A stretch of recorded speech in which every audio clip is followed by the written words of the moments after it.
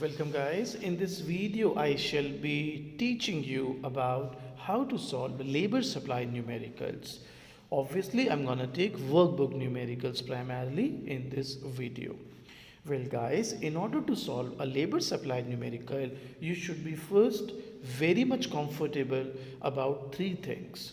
The first being, how will the budget constraint be written in the case of labor supply? Well, it should be written as WR plus PC is equal to WR bar plus PC bar. If you want to know, sir, how you have derived this, then I would rather suggest you to have a look at my theory video of labor supply. There I have derived this whole thing. Second thing is, here the slope of budget line is W by P. Again, for detailed explanation, you should watch that video. The third thing is, leisure or relaxation should always be considered as good one, and the consumption should always be considered as a good two. These three things I'm going to use in order to solve any particular numerical. Let's start. So we've got our first question coming. So this first question says A works in a factory, utility function is RC. So x1, x2, how? x1, x2, wage rate per hour is 8, total number of work or leisure hours 18, and non-labor income is 16. Find optimal point. Well, my dear friends, the first step in order to solve any labor supply numerical is it should be to go for the budget constraint. WR plus PC, there you see, is equal to WR bar plus PC bar. So first of all, you need to be good with this. See what I am doing. This is 8R. P is not given, so we assume it to be 1. So it's C. W is again 8. R bar is the maximum number of hours available. That's 18 in this question. P into C is actually the non-labor income. Remember, C bar was equal to M upon P. In my theory video, you must have seen. M is equal to thus P into C bar. So this is non-labor income. Now, solving it further, 8R plus C is equal to 160, the total. So the first step is to go for this budget constraint. Now, what is the condition of optimal point? Well, my dear friends, optimal point condition says that MRS should be equal to P1 upon P2. Don't you think here it should be MRS is equal to W upon P? Why? Because I already told you. Now MRS, well, utility function को differentiate करेंगे with respect to 1, with respect to 2. What we get is C by R is equal to 8 by 1. Right guys? Further solving it, we get C is equal to 8R. Well, x1, x2 differentiate करेंगे पूरे utility function को x1 से, तो we'll be getting x2, and पूरे को x2 से differentiate करेंगे, we'll be getting x1. It's like normal Cobb-Douglas x1, x2 function. So now you have this budget line. This was your budget line. So 8R plus C is equal to 160, C is equal to 8R. So I'm just gonna substitute that here. So you have 16R is equal to 160, R is equal to 10, and C would then be 8 into 10, 80. Now मेरा बच्चा, आपने optimal points निकाल लिए कि okay optimal point पर कितना वो relax करेगा और कितने यूनिट्स कंज्यूम करेगा, बट मैं आपको बता दूं कि इसको हम वेरीफाई भी करेंगे और दूसरे तरीके से भी सीखेंगे. पहले वेरिफिकेशन सिखाता हूँ. ये बताइए बच्चे, क्या आप ये मानते हैं कि किसी भी व्यक्ति की total income should be equal to his labour income plus non labour income? हाँ सर, बिल्कुल मानते हैं. बहुत बढ़िया. तो अब आप बताइए, टोटल इस क्वेश्चन में आवर्स कितने थे? 18. ये व्यक्ति कितने घंटे के लिए रिलैक्स कर रहा है, लेजर ले रहा है? 10. So he must be working for 8 hours. Correct? Yes sir. So 8 hours अगर ये काम कर रहा है और पर आवर 8 रुपीज़ मिलते हैं. नॉन लेबर इनकम गिवन है 16 क्वेश्चन में. So don't you think his total income is 80. Consumption क्या होता है? Total income upon price. So 80 price 1 assume क्या हुआ है, कितने यूनिट्स आए? 80. That's 80. You can actually verify this quite convincingly. Now, अगर आप कुछ रीडिंग्स देखें या कोई पर्टिकुलर टीचर का सॉल्यूशन देखें तो कई बारी टीचर्स डिमांड फंक्शन से भी इसको सॉल्व कर सकते हैं, या कुछ किताबें डिमांड फंक्शन से भी सॉल्व कर सकती हैं, तो मैं आपको वो तरीका भी बता देता हूँ। मेरे बच्चों, क्योंकि नॉर्मल कॉप डगलस से आप याद करो, नॉर्मल कॉप डगलस में ये फंक्शन होता था, ठीक बात, यस सर। अब मेरे प्यारे बच्चों, x1 तुम क्या मान के चलते हो, रिलैक्सेशन यानी लेजर आवर्स, ठीक है आप, और x2 को क्या मानते हो, कंजम्पशन, राइट, यस सर। सो बच्चों m जो है ना वो ये ले लेना है आपने right hand side 160, there we go 160 2 into P1, बच्चों P1 W है, it's nothing but P1 by P2, right, so 2 into 8, so don't you think 160 upon 16 shall be 10, and here 160 2 into 1 because P2 consumption unit का price है जो 1 assume किया गया है, so 160 upon 2 that's 80, and if we are not wrong this is the same 10 and 80. सो आप normal तरीके से भी सॉल्व कर सकते हैं बच्चों, एंड इफ़ यू वांट आप वेरीफाई भी कर सकते हैं, and if you want you can solve it through demand function as well. अब कुछ बच्चों की डिमांड आती है, sir if possible please have a diagram as well, okay no problems. यहाँ पे अगेन लेजर, यहाँ पर कंजम्पशन, ये बजट लाइन बना सकते हैं, इनिशियल एंडोमेंट दिखा रहा हूँ, मैक्सिमम 18 आवर्स अवेलेबल थे, और ये नॉन लेबर इनकम 16, और प्राइस अगर 1 है तो आपको कम से कम 16 यूनिट तो कंजम्पशन करने को मिलेगा ही मिलेगा। As far as the optimal points are concern 10 80, so you are somewhere here 10 80, that's your optimality. Clear guys? अब इसी के अंदर कुछ चेंजेस ले आते हैं। सपोज आपका वेज बढ़कर 12 हो गया, तब ये चीज़ कैसे दिखती है, या तब ऑप्टिमलिटी में क्या चेंज आता है। Let me give you the idea.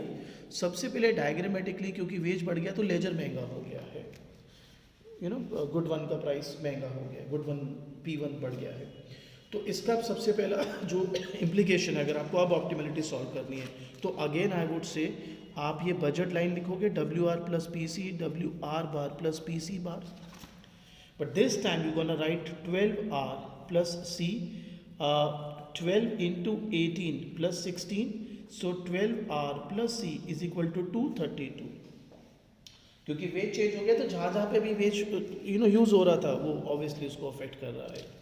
अब मेरे बच्चों ऑप्टिमलिटी की कंडीशन दोबारा लगाते हो तो अब की बार C/R 12/1, so C is equal to 12R। अब इसको यहाँ पे सब्स्टिट्यूट करूँगा तो 12R plus 12R is equal to 232, 24R is equal to 232, R is equal to 232 upon 24, and अगर हम इसको सॉल्व कर रहे हैं तो ये हमारे पास आ रहा है 9.67, ठीक है, और आपका C जो आ रहा है बेटा वो है 12 into 9.67, and that after solving it somewhere 116. So this is a consumption unit which you can actually get here. So this is how you can solve now. अब मेरे बच्चों इसको डायग्रामेटिकली शो करता हूँ। सो गाइस ये जो values आपके पास आ गए कि रिलैक्सेशन 9.67 हो गया है, सो बच्चों you will be somewhere here 9.67, और जो कंजम्पशन यूनिट्स है वो हो गई हैं आपकी 116, so you will be somewhere here 116, and that's your IC. So obviously you can show this like this, and आराम से आप देख सकते हैं मेरे बच्चों। बच्चा कहते हैं इसके नीचे से क्यों लिया, मैं उसका भी लॉजिक बता देता हूँ। देखिए मैक्सिमम इनकम आप कितने कमा सकते थे इन दिस क्वेश्चन, स्टार्टिंग में 160, so this is actually 160 this tip, तो इस टिप के नीचे दिखाया मैंने। ऑब्वियसली वो आप प्रॉपर मेजरमेंट करेंगे तो उस हिसाब से उसको बना सकते हैं, इसके ऊपर इसलिए नहीं लिखा है। 160 मैक्सिमम इनकम है तो प्राइस 1 था तो मैक्सिमम 160 यूनिट्स हो सकता है, तो 116 उसके नीचे दिखाया है। एनीवेज, सो ये आपने देख लिया वेज बढ़ने पर क्या हुआ। ऐसे ही आपको क्वेश्चन में बोल सकते हैं कि नॉन लेबर इनकम चेंज हो गई, तो फिर आप सॉल्व करिए, तो ऑब्वियसली वो नॉन लेबर इनकम आप चेंज करके सॉल्व कर सकते हैं। माइंडेड अभी हमने यहाँ पर यूटिलिटी फंक्शन जो है वो एकदम बेसिक लिया, पर कैसा भी यूटिलिटी फंक्शन आए उसका एमआरएस आप सॉल्व करें एंड तरीका जो मैंने बताया उसको इस्तेमाल करके आप सॉल्व कर सकते हैं। आइए शुरू करते हैं नेक्स्ट क्वेश्चन। चलिए guys, so we have our next question. A worker with a daily non-labor income of 50 can work any number of hours at an hourly wage rate of rupees 25. He has 18 hours total.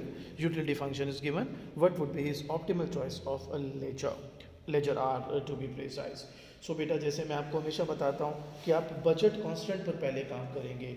अब पहला question मैं आपको सिखा चुका हूँ, इसलिए मैं straight away लिख रहा हूँ कि जो बजट कांस्टेंट है वो होगा 25 R plus C is equal to 500। तो ये कैसे निकाला, ये आप खुद लगाना दिमाग, ये वाला बजट कांस्टेंट का इक्वेशन यूज़ करके। ठीक है। सेकेंड, आपको मैंने कहा था ऑप्टिमल पॉइंट की कंडीशन क्या होती है, that MRS is equal to W by P. तो ये मैं लिख दूंगा C by R is equal to 25 और C is equal to 25 R. Third step मेरे बच्चों में सब्सिट्यूट कर देता, 25 R plus 25 R is equal to 500, और फिर आपका जो आर आता मेरे बच्चों वो आप देख लें, आर जो है आपका वो 5 आ जाएगा बच्चों, और रादर 10 आ जाएगा बच्चों, और जो आपकी कंजम्पशन है राजे वो आ जाएगी 25 into 10 and that should be 250। आप देख सकते हैं ये C is equal to 25 R plus 25 R is what 50 r is equal to 500, r shall be 10 and c shall be 250। Now guys, अगर अब वेज जो है वो 30 हो जाता है, जैसा कि हमें यहाँ क्वेश्चन में दिया हुआ था, आप देख सकते हैं what would be his work hour if wage rate rises to 30। तो हम कैसे इसको सॉल्व कर सकते हैं? अगेन बेटा बजट कांस्टेंट बना लेते हैं। बजट कांस्टेंट अब कैसा दिखेगा, अब दिखेगा 30r प्लस सी और सॉल्व करके ये 590 विच यू कैन ऑब्वियसली सी। इसके बाद ऑप्टिमैलिटी की कंडीशन जब लगाओगे तो हो जाएगा C by R is equal to 30 और C is equal to 30r। अब मेरे बच्चों यहाँ पे सब्सिट्यूट करोगे 30r plus 30r is equal to 590, और यहाँ पे जो r की वैल्यू आएगी वो आएगी 9.83। अब आपको क्वेश्चन में क्या निकालने को बोला है, बोलते हैं what would B work hours. तो यार वर्क आवर्स यानी लेबर आवर्स, ठीक है। टोटल मैक्सिमम आवर्स कितने अवेलेबल थे, 18, जिसमें से रिलैक्सेशन आप 9.83 कर रहे हो, सो 8.17 इज योर लेबर आवर्स। अब यहाँ पे सी पार्ट दिया है उसने, आइए उसको भी सॉल्व कर लेते हैं। What would be his work hour if W is 25 but non-labor income rises to 100? तो अगेन मेरे बच्चों आपको आपका बजट कांस्टेंट चेंज करना पड़ेगा। आपके दफे ये दिखेगा 25 R plus C is equal to 550, that obviously you can solve and C. इसके बाद C by R is equal to 25 और C is equal to 25 R। इसके बाद आप इसको यहाँ पे सब्सिट्यूट कर देंगे, 25 R plus 25 R is equal to 550, 50r is equal to 550, फिर r निकाल लेंगे बच्चे। यहाँ पे रिलैक्सेशन आ रहा है 11। अच्छा, आपको यहाँ पे बोला क्या है, क्या निकालने को बोला है क्वेश्चन में, वर्क आवर्स। तो बेटा वर्क आवर्स टोटल कितने घंटे अवेलेबल थे सर, 18। रिलैक्सेशन कितने घंटे है सर, 11। सो 7 आवर्स आप वर्क कर रहे हैं, you are working for 7 hours. So बच्चों अभी तक आपने देखे नॉर्मली आप कैसे एक लेबर सप्लाई का न्यूमेरिकल सॉल्व कर सकते हैं। आइए अब आगे बढ़ेंगे बच्चों नेक्स्ट वेराइटी की तरफ। Now guys our third question, it says W is 10, maximum number of hours available either for relaxation और लेबर आवर्स इज 168, और हमें कुछ भी नहीं दिया उसके अलावा। कहते हैं बजट लाइन की इक्वेशन बनाओ और ड्रॉ करो।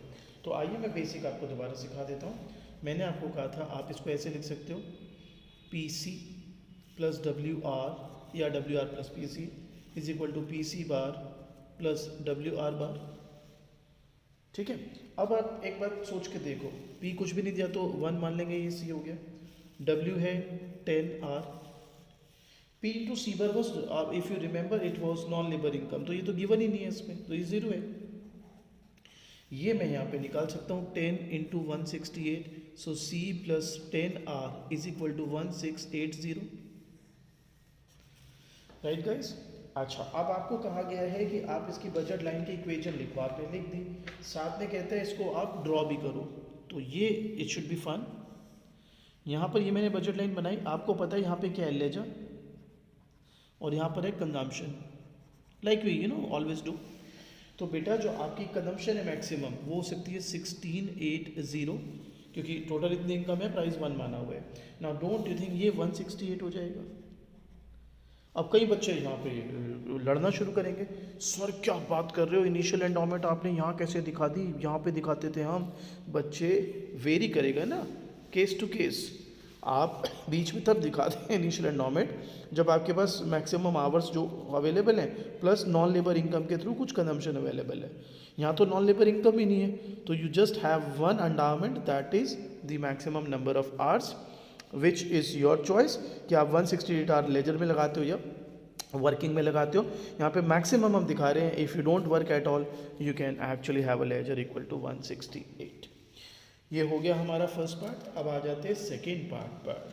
कहता है while self employed A choose to work 40 hours per week but a firm wanted to complete the job early and offered him W is 20 per hour but he still choose to work for 40 hours, draw new budget line.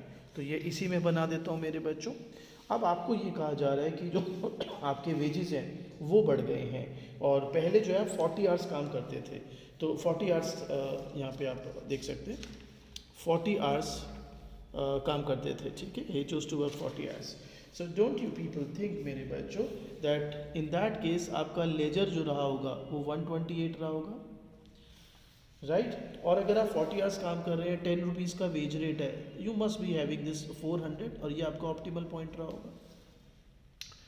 अब मेरे बच्चों कहानी में twist है। Twist ये है कि आपको बोला जा रहा है कि थ्रू आउट आपको 20 रुपीज़ का वेज मिल रहा है। Now don't you think number of hours are still same but you are getting double wages, तो इसका डबल कर देता हूँ मैं, ये आ रहा है 3360। सो ये हो गई आपकी न्यू बजट लाइन। लेकिन यहाँ पर भी ये व्यक्ति काफ़ी स्थिर बुद्धि के लग रहे हैं। While self-employed A choose to work 40 hours per week, but a firm wanted to complete the job early and offered him a W 1220, but he still choose to work for 40 hours. यानी मेरे प्यारे बच्चों, don't you people think he will be somewhere here 40 मतलब वही 128 laser, और जो अब ये ले रहा होगा कंजम्पशन वो होगा equal to 800 worth. Why? Because earlier मेरे प्यारे बच्चों 40 घंटे का काम था, 10 रुपये वेज रेट था। अभी भी 40 घंटे का काम है मगर वेज रेट 20 है बच्चों। क्लियर? अब हम इसमें थर्ड पार्ट को इनकॉर्पोरेट करते हैं। सो गाइज अब सी पार्ट में हमको कहते हैं now if the firm pays ₹10 for first 40 hours and then 20 per hour over 40 hours, now draw his new budget line. Would he now work would he now work for 40 hours और more? तो मेरे बच्चे it's like over time. आपको कहा जा रहा है कि अगर आप 40 घंटे तक काम करते हो तो 10 रुपये मिलेंगे, अगर आप 40 घंटे के ऊपर काम में लगाते हो समय तो you'll be getting 20 rupees. So let's see how it looks like, how it is gonna be looking like. मेरे बच्चों थोड़ा क्लमजी हो जाएगा डायग्राम, उसके लिए मैं माफ़ी चाहूँगा, बट एक में बनाने का हमेशा से ही फ़ायदा रहता है, अच्छा दिखता है वो। ये समवेट ऐसा हो जाएगा मेरे बच्चों, समवेट ऐसा आप कहें तो मैं इसको दोबारा बना देता हूँ आपके लिए ताकि थोड़ा सा और साफ दिखे हमको। देखिए ये थे लेजर, ये था आपका कंजम्पशन, ठीक है। इस बहाने थोड़ी प्रैक्टिस भी हो जाएगी, हर चीज़ का फ़ायदा ही होता है यार। ये हो गया 168, ये हो गया 1680। 40 आवर्स के लिए ये काम कर रहा था, अब इसको एक बस पॉइंट लगा के छोड़ देते हैं यहाँ पे 400, ठीक है। अब जैसे ही वो वेज रेट 20 हुआ था ये ऐसा बन गया था, ठीक बात। इसको हमने डबल कर दिया था 3360। फिर भी वो कहता था मैं 40 आवर्स ही काम करूँगा, तो वो यहाँ पर आ गया था 800, ये 0.2। ऐसी सभी बाद में बना देता हूँ बच्चों। अब थर्ड पार्ट कहता है now if the firm pays 10 rupees for first 40 hours and then 20 per hour over 40 hours. तो नई बजट लाइन बनानी है, ड्रॉ करनी है और बताना है क्या वो 40 आवर्स ही काम करेंगे या ज़्यादा। वेल बच्चों ये ऐसा दिखेगा, ठीक है। अब मैं इनको सेगमेंट को नाम दे देता हूँ। सपोज अर्लियर जो था वो था AB, अब जो है ये C, ये था D, इसको नाम दे देते हैं E, इसको नाम दे देते हैं E1। तो आपको कुछ बातों का यहाँ पर ध्यान रखना होगा। ये यहाँ तक सेम है क्योंकि इतने ही वेजेस आपको मिलेंगे, इसके बाद आपको 20 मिलेंगे। तो 2-3 बातों का खूब ध्यान रखना है। सबसे पहली बात, ये इसकी वैल्यू क्या रहेगी सी पॉइंट की। देखो बच्चों, 10 इंटू 40 400। डोंट यू थिंक आप 40 आवर्स काम कर रहे थे, अब 128 आवर्स बचे हुए। अगर मैक्सिमम उसके लिए आप काम करते हो तो आपको 28 मिलेंगे, 20 रुपीज़ मिलेंगे, and that makes it 2560. So the total shall be 2960. So this is gonna be 2960. ये पहली बात है जो आपको क्लियर हो जानी चाहिए। बेटा 40 घंटे काम करेगा 10 रुपये मिलेंगे, तो 400 तो वो हो गए। टोटल 168 है, 40 निकाल दे बच्चे 128, तो 128 इंटू 20। अब मैं कुछ और बात करता हूँ जो काफ़ी इंपॉर्टेंट है मेरे हिसाब से। सबसे इंपॉर्टेंट बात अब है बेटा, ये जो सो कॉल्ड ओवर टाइम का बजट सेगमेंट है आपका, don't you think it comprise of C E B. ध्यान से देखिए, यस सर। अब इसके दो हिस्से कर दो बच्चों, सी ई एंड ई बी, ठीक है, यस। अब मेरे बच्चों रिवील्ड प्रेफरेंस का हम यहाँ पे कॉन्सेप्ट लगाएंगे, और ये मैं आपको इसकी थ्योरी वीडियो में भी सिखा चुका हूँ, ओवर टाइम जब मैंने सिखाया था। आइए बात करते हैं। जब ई लिया था इस व्यक्ति ने, don't you think E B was available. भाई उसका ओरिजिनल बजट सेट था ए ओ बी। जब वो ई को लिए गया था, ई के लिए गया था, don't you think he could have had E B. Affordable तो था ना, but he did not go for any point on E B, he went in for E, यानी E B was revealed inferior in favour of E. तो ये बात तो तय है that he is not gonna work on E B segment, not at all. अब segment C E पे ही काम करेगा वो। तो सी ई पे क्यों काम करेगा मैं बताता हूँ। बच्चा कहता है इस पे ई पे भी तो काम कर सकते हैं, नहीं मैं बताता हूँ ना क्यों नहीं करेगा। ये हो गया एक आईसी। अब ध्यान लगाना, ये आईसी ऐसे बनाया हमने क्योंकि अगर वो ई पे काम करेगा ना तो वो इंटरसेक्टिंग आईसी हो जाएगा उसके बजट के लिए। और चैप्टर 5 में मैंने आपको बताया था intersecting IC can not give you optimality. So मेरा बच्चा he has to work on C E segment. कहीं पर भी आ जाए, फॉर एग्जाम्पल यहाँ आ जाए तो ई से तो हायर आईसी पर ही आएगा। सो हमारा पार्ट क्या था बच्चा, सी पार्ट, कि भाई would he now work for 40 hours और मोर। वेल आंसर इज मोर, क्योंकि लेजर कम होगा तो वर्किंग आवर्स तो बढ़ेंगे ही। आई होप ये वाला जो नॉर्मल आपको एक ओवर टाइम का न्यूमेरिकल डायग्रामेटिकली अभी तो ये समझ आ गया होगा। आइए आगे बढ़ते हैं। सो गाइज अब स्टार्ट करते हैं फोर्थ क्वेश्चन। यहाँ से थोड़े एडवांस लेवल के क्वेश्चंस आपके लिए शुरू होंगे। Well, two workers A and B work in a private company. Worker A gets rupees 40 per hour for the first 40 hours and then 60 per hour beyond 40 hours. Worker B gets 50 no matter how many hours he works. They both have 80 hours a week to allocate between leisure and work. Each has a utility function U is equal to CR. Well, इसमें दो तीन चीज़ें हैं जो आपको सीख लेनी चाहिए।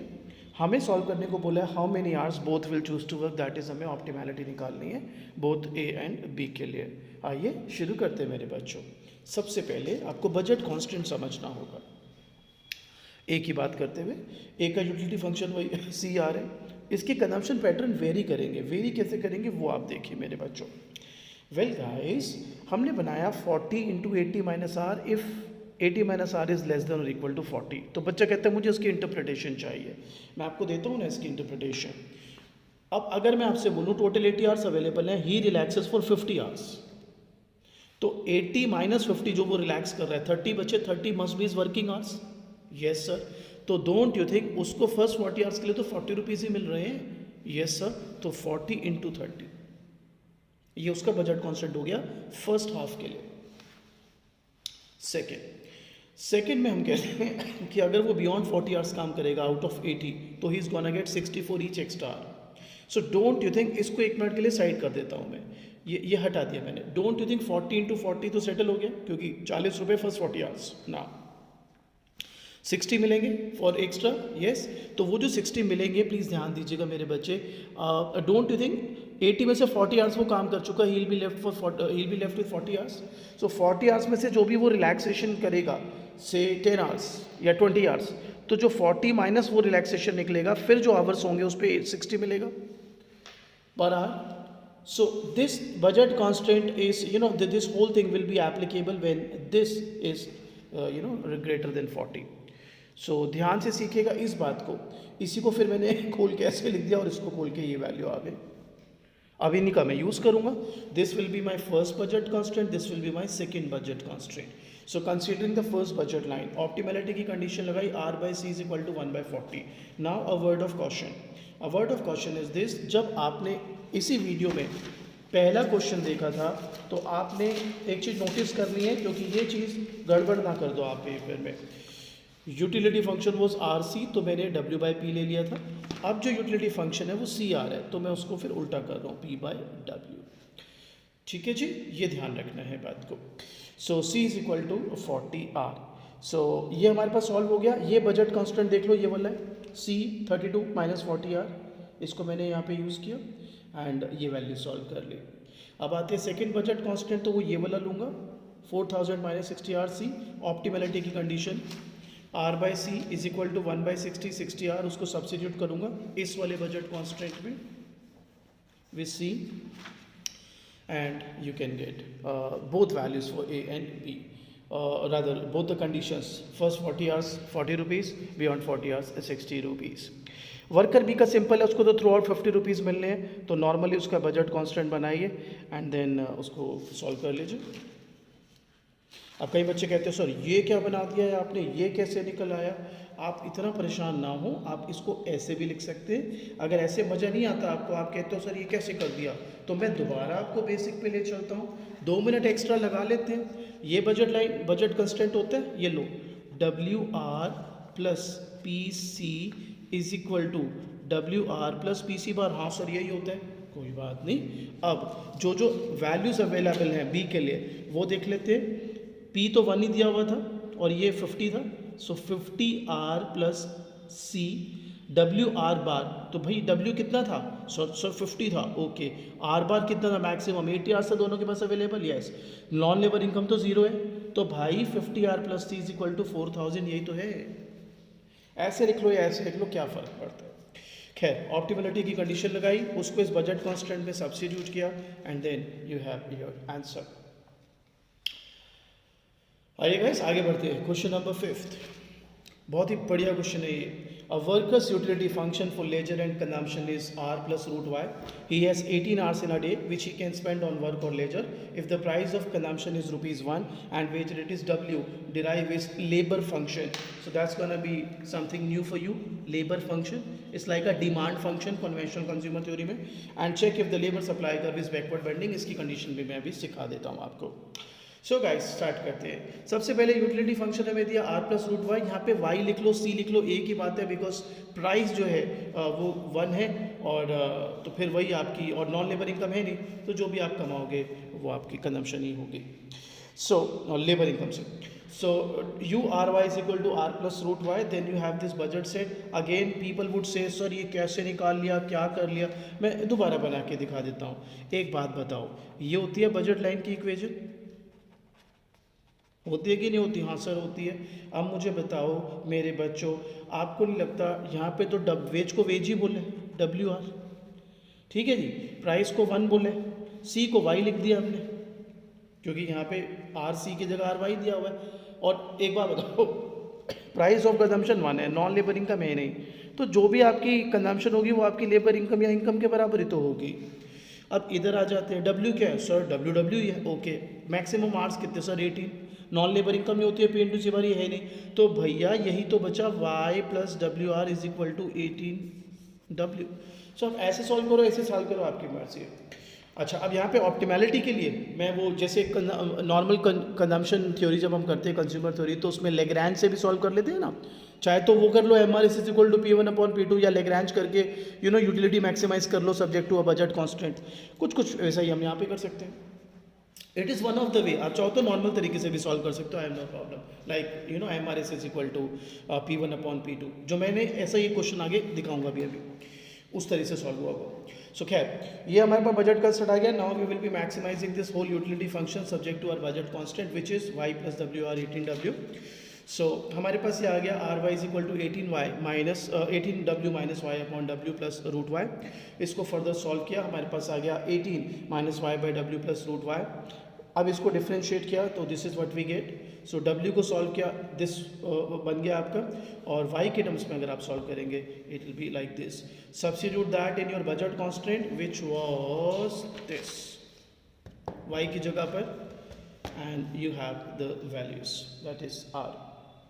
सो आराम से तसल्ली से देखिए, not a problem at all. आगे बढ़ते हैं जी. सो फिर L जो है वो आप 18 माइनस आर था ही, ऊपर से आप देख सकते हैं. सो इसकी वैल्यू R की लगाई तो आपके पास ये भी आ गया. तो L की टर्म्स में जब भी सॉल्व होगा ये पॉजिटिव आ रहा है, that's your labour supply curve is upward sloping. इसी को मैं दूसरे तरीके से सिखाता हूँ अब आपको, ये तरीका से ज़्यादा ही अच्छा आपको लगेगा. आइए पढ़ते हैं. A worker's utility function is URY root R plus root Y. If the price of consumption is 1, wage rate is W, can his labor supply be backward bending? अब आपके तरीके से, नॉर्मल तरीके से ये फंक्शन दिया हुआ है, ये बजट कंस्टेंट उसी तरीके से जो मैंने बताया. अब आपको ये डाउनवर्ड स्लोपिंग तब बताते हैं जब ये क्या बोलते हैं कॉन्वेक्स कर्वेचर हो इसका. तो अब आपके तरीके से सॉल्व करते हो. ऑप्टिमलिटी की कंडीशन लगाई, यहाँ से निकालूंगा, इसको डिफ्रेंशिएट करूँगा R से, इसको डिफ्रेंशिएट करूँगा Y से, W/1 रख कर ये मैंने सॉल्व किया. ये मेरे पास वो इक्विलिब्रियम की कंडीशन आ गई, उसको मैंने बजट लाइन में डाला, ये सॉल्व हो के आ गया.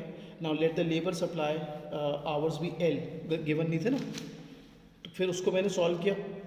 ये जो मेरे पास आया ना बेटा L की टर्म्स में, इसको कहते हैं लेबर सप्लाई फंक्शन या लेबर सप्लाई कर्व. फिर इसको डिफ्रेंशिएट करो, ये ग्रेटर देन 0 आ रहा है तो अपवर्ड स्लोपिंग है.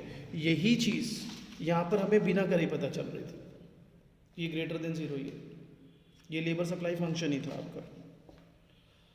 क्लियर मेरे बच्चे? तो आप चाहें तो ऐसे मैक्सिमाइज करके कर सकते हैं पूरे utility maximisation with budget constant, या आप नॉर्मल इसमें भी मैक्सिमाइजेशन किया but using normal optimality method. आगे चलते हैं guys. 7. A has a utility function of food and leisure. He has 80 hours a week to allocate between labor and leisure. Price of food is ₹1 per unit. Wage rate is 5. Any wage income over 100 is subject to a tax of 50%. What is the budget constraint? Guys ध्यान से करना है, थोड़ा सा tricky लगता है बच्चों को क्वेश्चन. यहाँ पर सवाल बोला गया है कि आपको 5 रुपये मिलते हैं पर वेज रेट, मतलब पर आवर, और जो भी आप फूड लेते हो उसका यूनिट प्राइस 1 है, और कहता है अगर आपकी इनकम 100 से ऊपर गई तो आपके ऊपर 50% का टैक्स लग जाएगा. Okay. So W into 5 is equal to F into N. F यहाँ पे इनकम मान लो, कंजम्पशन मान लो, कोई भी एक ही बात है, इनकम मान लो. F is equal to 5W if this is less than 20, क्योंकि तभी तो बेटा आप अगर 20 के बराबर या 20 से कम वेज रेट वर्किंग आवर्स आपके हैं तो डोंट यू थिंक फिर आपकी इनकम 100 या 100 से कम आएगी और फिर आपको पूरे पैसे आपके होंगे. लेकिन अगर आपका वर्किंग आवर 20 से ज़्यादा हुआ, फॉर एग्जांपल 25 घंटे काम किया, तो 5 रुपये पर वेज के हिसाब से 125 इनकम हो जाएगी जो 100 को एक्सीड कर जाएगी. इन दैट केस आपके ऊपर टैक्स लगेगा 50% का. सो वो ध्यान रखना, 50% का जो टैक्स लगेगा वो अगले वाले पे लगेगा. माइंडेड, जैसे 25 आवर्स काम किया ना, 20 आवर्स इंटू 500, अब उसके ऊपर जो इनकम आएगी उस पर 50% टैक्स है. सो 100 आपका फिक्स रहेगा. फिर जो भी आपके वर्किंग आवर्स हैं -20, सपोज 25 आवर्स काम किया टोटल, तो दिस -20 कितने बचे 5. उसमें इनकम तो आपको मिलती है 5 इंटू 5 क्योंकि बराबर वेज रेट है, बट उस पर 50% टैक्स कट जाता है आपका. सिंपल भाषा में बताऊं, 25 घंटे काम किया है, हाँ सर, 25 इंटू 25 कितना हुआ, 5 रादर कितना हुआ सर 125. 125 में से 100 की इनकम हटा दो, या 100 की इनकम हटा दो, हटा दी, कितने बचे सर 25 पे 50% टैक्स लगेगा, यानी 12.5. सर इसमें कैसे शो करोगे, बताता हूँ. ये 100 अलग कर दिया, टोटल 25 घंटे काम किया था, यहाँ पे W वर्क आवर्स के लिए -20 आवर्स. 20 आवर्स क्या है बेटा, जो जिस पे 100 की इनकम बनती है 20 इंटू 5, तो 25 इंटू 20 5 इंटू 5 25 रुपये मिले, लेकिन हाफ यानी 50% टैक्स लग गया, तो 12.5. तो फिर इसको हमने खोल दिया तो ये ऐसा दिख रहा है. अब अगर मैं W को लेता हूँ यहाँ से F/5, ये कब लूँगा, जब वेजेस जो हैं, इनकम जो है रादर लेस देन और इक्वल टू 100 होगी, और इसी W को मैं लूँगा F-50/2.5 यहाँ से, इस वाले में से, जब इनकम मेरी होगी greater than 100. So budget constant मेरा बच्चा एक ऐसा दिखेगा जब लेस देन और इक्वल टू 100 है, एक ऐसा दिखेगा, और आप इसको ऐसे भी दिखा सकते हो. आराम से देख लीजिए, टैक्स अगर लग जाता है एक सर्टेन लेवल ऑफ इनकम के बाद, then this is how you can do. For any doubts, you can always WhatsApp me and you can take your doubts in the live session as well.